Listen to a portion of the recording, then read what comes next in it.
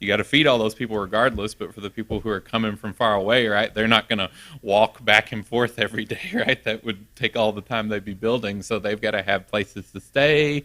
When we think about like when there's like a natural disaster or something, and like electricians or people go to help out, like a lot of times they have to be put up somewhere, stay in hotels, or like stuff like that. So there's a lot of practical things there. What other things might be challenging for like managing a project this large? Yeah, Juanita. Yep. Yeah, that's very important here, right? You don't want to lay a foundation that's not good and build everything else on top of that because the foundation guys didn't know what they were doing. Then you got to redo everything. So it's very important to like know that the people you've selected for the task are the best for that job. Yeah.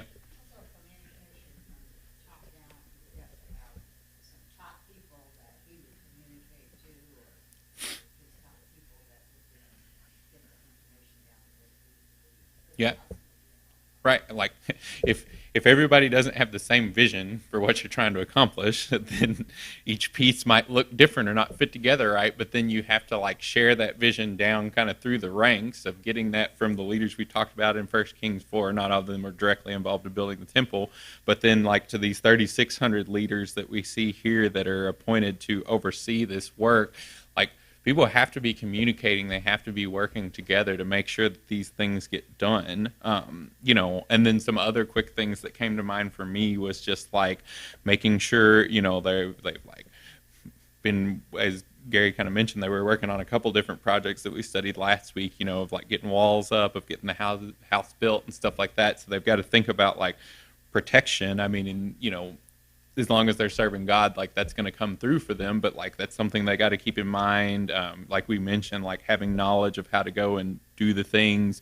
We've talked about how David had prepared the way for them to have most of the resources they need. But we'll see in this chapter how they still needed to reach out to get more resources to actually be able to build the temple. There's just a lot going on that Solomon and his leaders have to think about and take care of. And I think the parallel, that we can draw in the church today is like we have a lot of various tasks that we need to accomplish, whether it's for just the practicality of like the church building or and the upkeep and maintenance there, whether it's like reaching out to our community. There's different things that we are tasked to do as Christians. And so one, it's good for us to like have some level of prioritization, right? It's not good for us to like start one task and never finish it and then start something else because we're real excited about things. So I think that's important for us to remember, because if we look at like, we won't actually go and read these verses, but we'll kind of hit on this in the next couple weeks. If we look at like what we're looking at today, we have Solomon, and he like, it says in verse 1, he purposed to build a temple. So he like makes this plan and he intends to do it. Then in chapter 3, he like is actually building the temple. And then we see in like chapter 5, we're going to be looking back on like he got the job done, right? And I think all of those are important points for us to take as Christians, right? Like the first thing we have to do is know God's word so that we can like actually intend and purpose to do things, right? Like whether it's like reaching out to the community, trying to convert people, bring people to Christ, or if we have a project we need to do here, it's important for us to know that. But I think it's as important for us to carry through and actually get things done and not just jump from thing to thing and not ever get anything done.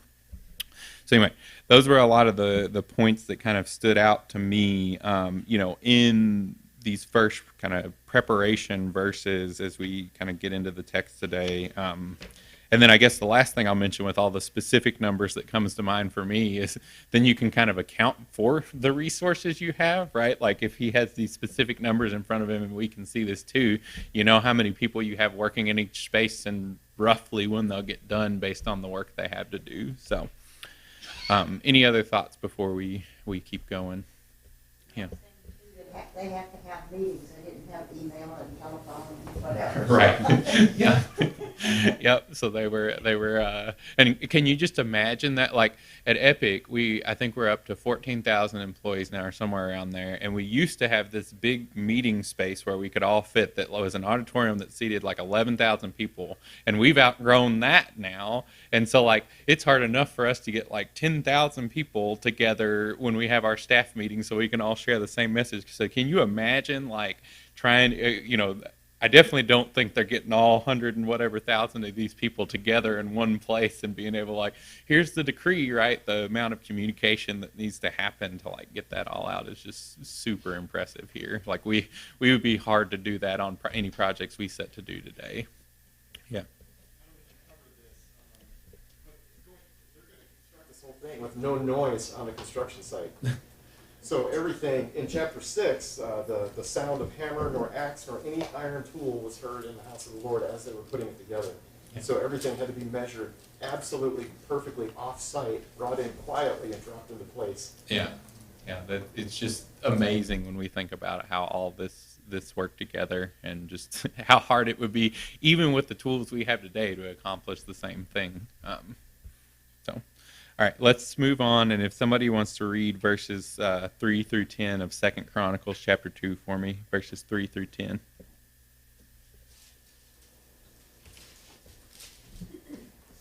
And Solomon sent word to Hiram, king of Tyre, saying, as you dealt with David my father and sent him cedars to build him a house to dwell in, so do for me.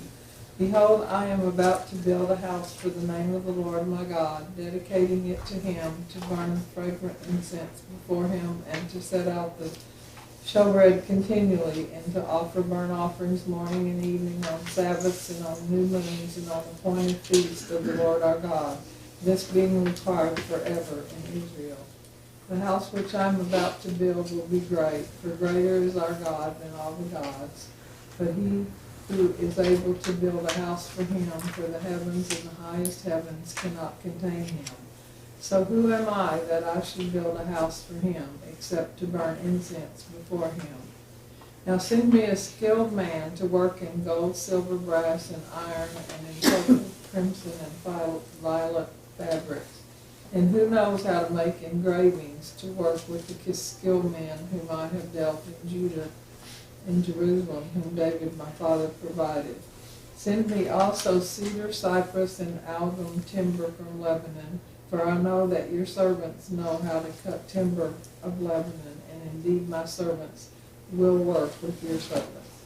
So prepare timber in abundance for me, for the house which I am about to build will be great and wonderful. Now behold, I will give to your servants the woodsmen who cut the timber, 20,000 cores of crushed wheat, and 20,000 cores of barley, and 20,000 baths of wine, and 20,000 baths of oil. All right, thank you.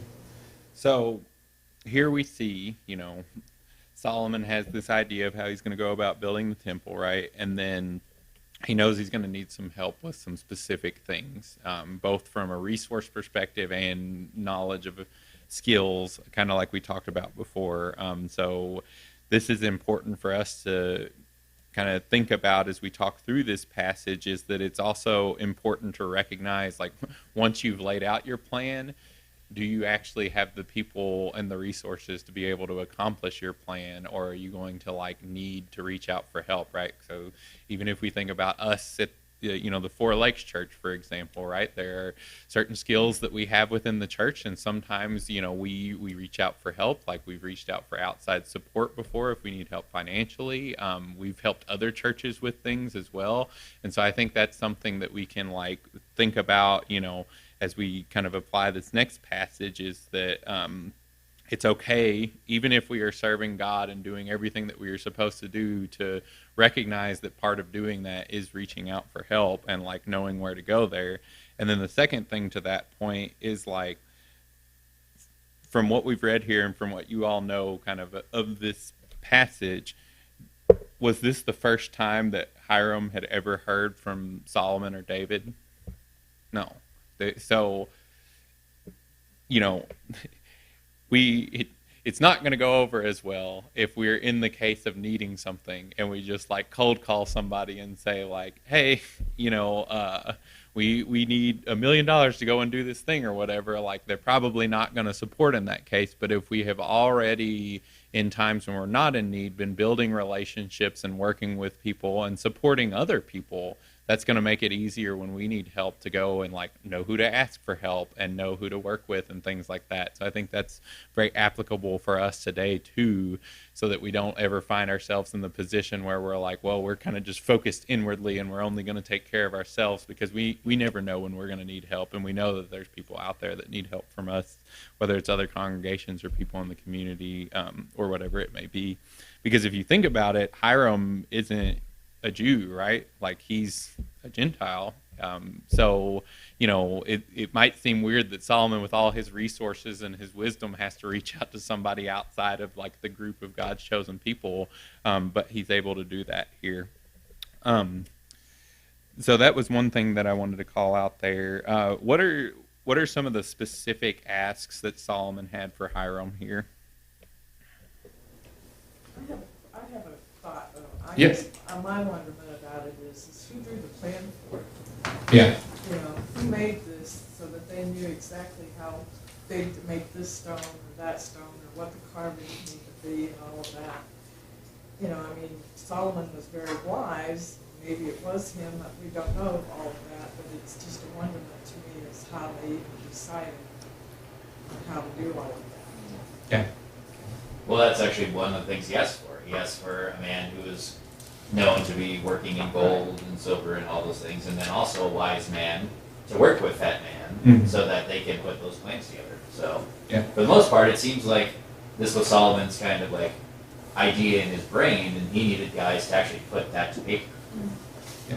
And I was going to, along with what Caleb just said, like it kind of goes back to what we hit on before, is like the point I really wanted to drive home is Solomon, even with all his wisdom, like part of that wisdom is understanding I'm going to need to work with other people to get these things done, and that there are people who have specific skills that are better than mine. Because I think, especially like growing up, I like looked at Solomon getting all that wisdom, and I just thought that meant he was like the best at everything, right? Like if he went to, do something today that was invented recently, like he'd be the best at operating a cell phone or whatever. But like now that I've like reflected on this more, I don't think that it's necessarily that he is like the most skilled or the most intelligent in absolutely everything. It is that he has that wisdom to discern and know when do I need to reach out for help for somebody else, to help me put together these plans and things.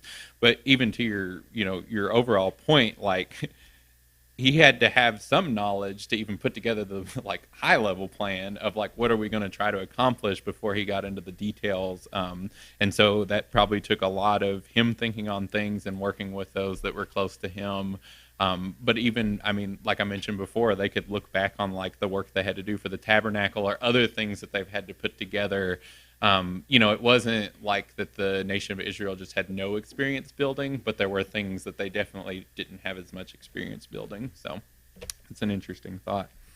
So I think that's, a really good thing for us to keep in mind, as we think about how he put together this plan. I guess as far as specifically with knowing what to ask of Hiram, Solomon then, from his high-level plan, knew what he was missing and knew what he needed help with. So as we kind of, the other thing that I thought was interesting to mention just as I was studying through here is like just to think on the relationship that Solomon and Hiram had, and that ultimately comes from David's relationship with Hiram, is that like Solomon isn't scared to like lay out his plan here either, right? Like to I think Jesse's point earlier, like they aren't just like emailing and calling each other about a quote on like what's the price for this going to be and like all that working back and forth. They don't have that instant communication, right? He's going to send him a messenger with probably a letter like to be able to say this stuff or whatever, and like there's not going to be this like easy back and forth for like figuring out what is the price of these materials and all that. Instead, he trusts Hiram because of the relationship that they have built, that he is going to be able to put together the team that Solomon needs. but also just to lay out these plans, right? There's a lot of raw materials that are going to be in a very central location. And I mean, even today, that would be tempting for nations to come in and take, but especially back then, right? Like if I'm, one of the nations that's close by that's not involved in this deal, I'm like, this is a pretty good time to go and take these things. So like that's another thing that in my mind shows that he trusts Hiram a lot to lay out the plan that he's planning to do, knowing, all that entails. Any other thoughts come to people's minds about things that's interesting about this ask, or any of the specific things about what he asked for? Yeah. And his message or what he's saying to her, he is actually witnessing to God about how great his God is. Yes. That this is the Most High God, and this is what we're doing to glorify Him. Yeah. I think that's very interesting. We're going to touch on something in that regard I thought was interesting too here in a second. Any other thoughts? Yeah. We've been looking at the tabernacle construction on Wednesday nights, and it seems to me that some of that was miraculously zapped to these people. Like Yeah. they had the miraculous ability to know what God wanted. Yeah. And God showed the plan like visually to Moses. Mm-hmm. I don't think we really see anything like that with the temple, do we? No, and not as far as like Okay. what I've seen or anything. Yeah. It's kind of patterned on the tabernacle. Yeah. But it's like the tabernacle, but bigger and better. It's always interesting to me to just think about like how, people in ancient times, whether, we're talking about the people of Israel or even like Egypt or whatever, like how did they know how to build these large structures if you were the first one to go about building a large structure, right? And like, it makes sense that like one, for the tabernacle, if God like performed a miracle or whatever so that they knew how to do it, that they would then have some of those skills that they could pass on through the generations, that they would like get better at and be able to do some of these things. But it's always interesting to think about like where did that knowledge originally come from? Was it just people like experimenting and figuring it out? Was it, God helping them down that path? A lot of that information we're not directly given, but interesting to think about. Also, Yeah. also, I mean, they're working with gold, iron, bronze, all of this kind of stuff, and yet, scholars sometimes say, well, because the caveman, he didn't know how to do anything, and he Yeah. had to evolve and this and that, but they had all of this skills. Yeah. And I think that's, to directly get at, I guess what I was trying to say to your point is like, a lot of times, again, I think it's easy for us to look back and say like, oh, we're smarter than they were, like we've advanced, but we have the same brain, capacity and stuff that they have. We might have more information documented historically and things we've figured out since then, but they were just as smart as far as like, I can take these things and I like, work to figure them out. So that's a good point. Yeah. He's continuing to strengthen the bond between Yeah. him and the other king. Where I don't know if this is generous, but I think 20,000 baths of wine and barley to give to him. And he said he's going to send servants to help the other king's servants. I don't know. It just seems like they're continuing to have a very good relationship. Yeah, and I think that's a great point as far as like, they're not going to be able to easily go back and forth and negotiate prices. But if you have a good relationship with someone, like even if we're asking someone like that we know to like do improvements to the building or whatever, and it's still like their business, so we're going to pay them or whatever. But like generally we try to both do that on favorable terms, like we're not going to be like, oh, we're just going to give you $2 to go and do this thing when that's less than the materials, but they'll also like work with you, so I think having those relationships like helps because you both want to help each other rather than just like getting the best price or getting the cheapest deal or whatever. So I think that's a good point. Yeah, Patsy.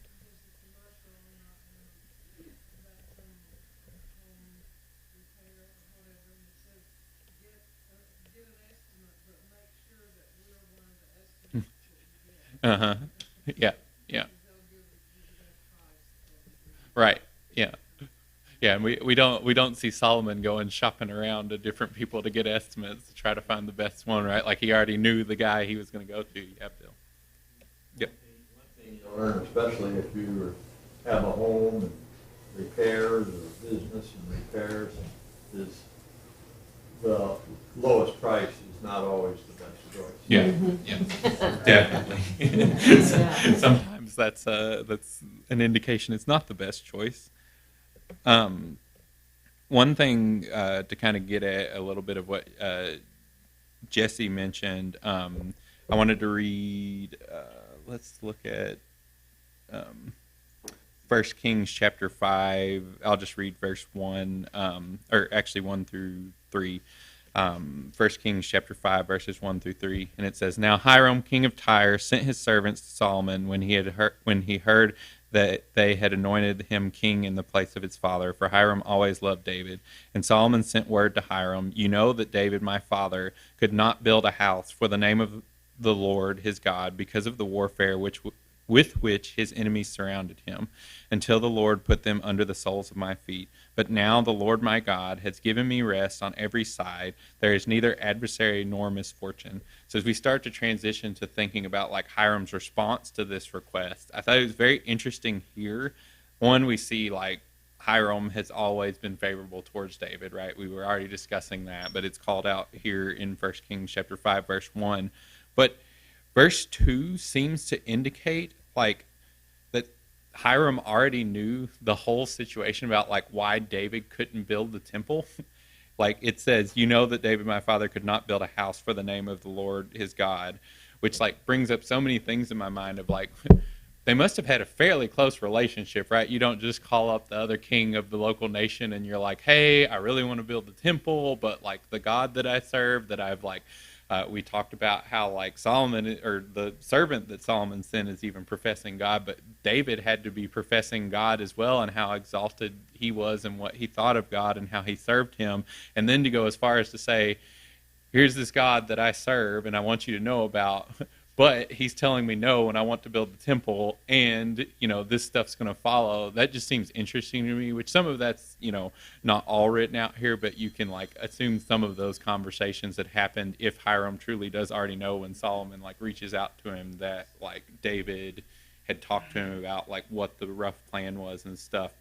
And that made me want to turn over to and you can join with me or I'll read it, but in Psalm chapter 96 in verse 3, Psalm 96:3, we see here a psalm that's attributed to David, and it says, Declare his glory among the nations, his marvelous works among all the peoples. And then if we turn over to Psalm 119, and this one isn't directly attributed to David, but I think still gets the point across of, I will also speak of your testimonies before kings and shall not be put to shame, for I find my delight in your commandments, which I love. And whether or not it was David that said that, kind of to the same point as Psalm 96, I think it's interesting that like leaders of God's people are supposed to like let the people they interact with, even if they're not followers of God, like know who God is and who they serve. And I think that has a direct application to us today on what we're supposed to do. And anytime we interact with people or work with people, like they should know, you know, that we serve God. Like it's going to hopefully come up eventually or whatever. We don't have to like shake their hand and introduce ourselves the first time and say, hey, I'm a Christian, I want you to know this. But like, because David had this relationship with Hiram, he knew who he served and he knew what the rough plan was. And that just made things way easier for Solomon to have this relationship and to continue it. So I think there's a lot of things that we can keep in mind kind of from that that would apply to us today.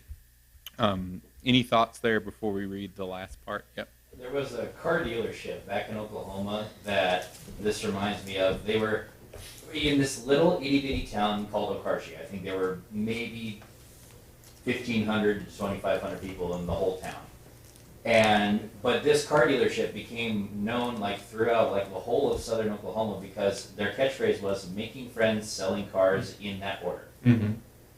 They would literally, you would go to the dealership and be like, hey, I want to buy a car. And they would, before they even said anything about a car, they would take you to the chicken place across the road and have dinner with you and just talk Yeah. about what are you looking for, blah, blah, blah. And like, the whole idea of like getting to know someone before you do business with them, because like as we've seen here, David and Hiram have like established that business partnership, not because they were both Jewish, not because David was like, ah, yes, you are someone who worships the Lord. He goes, hey, you're the best at what you do. I want to like establish this relationship, and it became so profitable for both of them that now his son goes, I know how well you worked with my father, and I want to keep that going. Yeah. And just that whole idea, yeah, of building that relationship so that you know that your business is going to be the most profitable for both of you. Right. Not because they're part of a certain group or because they blah, blah, blah. It's because they're the best at what they do, and you want to support that business because they're the best. Yeah. And I think it's important in that regard that, like, I can almost guarantee you that that car dealership doesn't sell a car to everyone that they take out to get chicken or whatever, right? But, like, that's also something we have to recognize is we're going to build relationships with people, and we may never get anything back out of that relationship, right? But we should still build those relationships, and we should still, work to help people, and we should still share God's love with them because, even if we never get anything back out of that, even if they never become a Christian, like, we should be doing that. So that's important for us to keep in mind. If you put everything into that relationship, they might not come to, believe in all that, but they'll remember you. Yes. And maybe somewhere down the road they go, I remember that guy who was just super nice to me. Like, I could tell, like, he was, he wanted me to think about this Bible stuff, but, like, I never was coming around to it. But then later on, maybe they go, you know what, let's give that another shot. Yeah. Yes. The nations also around David saw what God did with David and for David against the other nations. Yeah. So he's able to explain, or if he had a relationship with this man, but he wrote back to Solomon. He said, because the Lord loves his people. So he knew of God and what he did for the nation of Israel. So, and then to continue that relationship, I think, is important that way. But his letter back to Solomon also indicates that he did know who God was. Yeah. Yeah, and I think that's a really good point of, like, you kind of want to be on the right side of that line. If you've seen what God has just done to all these surrounding nations, you have proof and example of where you want to fall on, like, who you align with. Let's read that portion real quick, just to make sure we cover everything today. So I'm going to read verses 2 Chronicles chapter 2, verses 11 through 16. It says, Then Hiram the king of Tyre answered in a letter that he sent to Solomon, Because the Lord loves his people, he has made you king over them. Hiram also said, Blessed be the Lord God of Israel, who made heaven and earth, who has given King David a wise son, who has discretion and understanding, who will build a temple for the Lord and a royal palace for himself. Now I have sent a skilled man who has understanding, Huram-Abi, the son of a woman of the daughters of Dan, and his father was a man of Tyre. He is trained to work in gold, silver, bronze, iron, stone, and wood, and in purple, blue, and crimson fabrics and fine linen, and to do all sorts of engraving and execute any design that may be assigned to him. With your craftsmen, the craftsmen of my lord, David your father. Now therefore the wheat and barley, oil and wine, of which my lord has spoken, let him send to his servants, and we will cut whatever timber you need from Lebanon, and bring it to you in rafts by sea to Joppa, so that you may take it up to Jerusalem. So here we see Hiram's response, and we've already kind of delved into a variety of reasons why this relationship is good, why it's good for Hiram as he's seen what's happened to other nations to stay aligned with Solomon. But I think something that was like interesting to me as I was studying through this is like how positively Hiram responds, and I think that we can use that as an example in our lives too when we're asked to do something in service to God. We want to make sure that we are excited about it and that we rejoice in it. And I wanted to read 1 Kings chapter 5 verse 7, the parallel passage, and it says, As soon as Hiram heard the words of Solomon, he rejoiced greatly and said, and then it kind of says a similar thing to what we just read, but the point I wanted to make is that Hiram rejoices about this happening and that he's being asked to be involved in this, And I would imagine when most of us think about the building of the temple before today's class, like I wasn't like, oh, Hiram's the reason the temple got built. That's not who we remember built the temple, right? It's Solomon, because Hiram didn't build the temple. But I'm just saying that, like, Hiram wasn't here to be like, I want my name on the second entrance to the temple so that people remember that I did this. He was just excited to be involved and to help out. And he was getting things in return. But I think that's important for us to remember.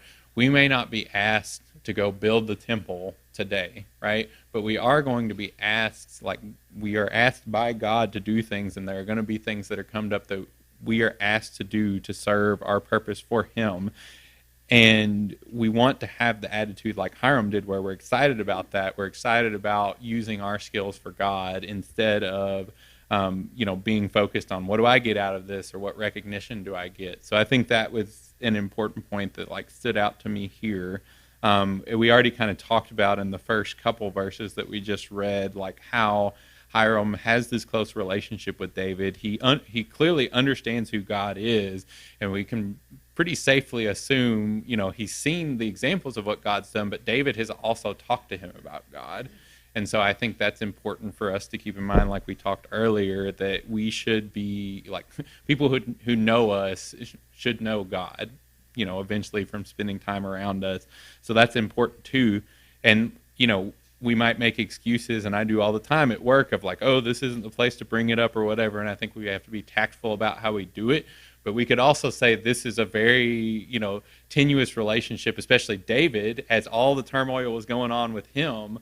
Like, you might not think, well, is that the right time to bring up with Hiram, about God being who he is? David could have made excuses not to bring that up, but he didn't choose to. And so we should try to avoid that as well.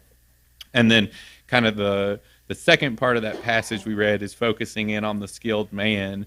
And, as you read through all these things he's trained in and good at, it's like, I wish I knew a guy that I could work with that was trained in like all of these things and this good at all this stuff, because these are a lot of like skills in different areas, right, that would have been hard to come by. And so I think that gets back to the point we made at the start of like finding the right people with the right skills. Hiram knew who to go through in his ranks to be like, this is the guy who is going to be able to like teach all the other people, like make sure things get done. So I'm going to give you the best of the best to make sure you get your project done, which again has applications for us as far as like when we're helping out. We don't want to just say, oh, I'll give you this person who's like learning how to do this. We want to make sure we're equipping the people we help, with the best.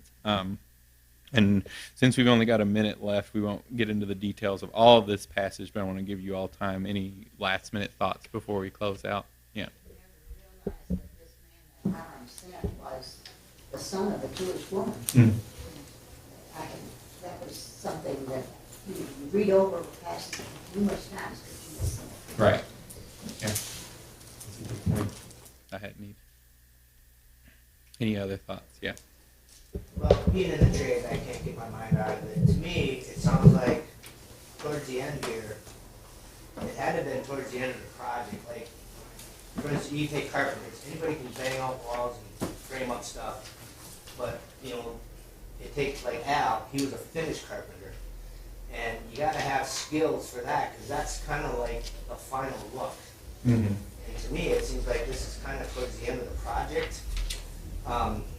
To have somebody to do the final look of how they want it to look. So there's carpenters, but then there's finished carpenters, there's tinners, but then there's people that have skills that you can't get out of a book, it just comes with skills. Right. So to me, it sounds like it's towards the end of the project here, to have the final look with the gold and the bronze and the fabrics. It's the final touches. Yeah, and I think we'll cover this some next week too. Like, it's interesting how this project was structured. Like Baxter was saying earlier, of like how they had to do so much stuff offsite and like bring it in.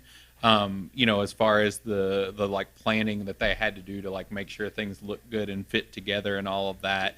And you're right, like you would need a very skilled person to like make sure that everything looks good, like when you're finishing things up. And like the only thing that I would say too, though, and we didn't get to cover a lot of this, was just like how amazing it is, like that they're going to send all this timber down, on rafts and get all the resources they need, because that would be very hard to move. So like we didn't talk about this at the start, but just like getting all the resources there is such an amazing feat too, and like planning where those are going to go and where you're going to store those. Like it's just all amazing how they get this done. But anyway, any other thoughts before we close? Yeah. Point in 2 Samuel 5 and 11, it talks about Hiram actually sending messengers, cedar trees, and carpenters and masons, and they built David a house. So he built David's home. So just sort of That's a really good into point. the relationship Yeah. between David and Hiram. And that helps him know that he does good work, right? Like so. Yeah. Yeah. All right. With that, we'll go ahead and close. Thanks, everybody.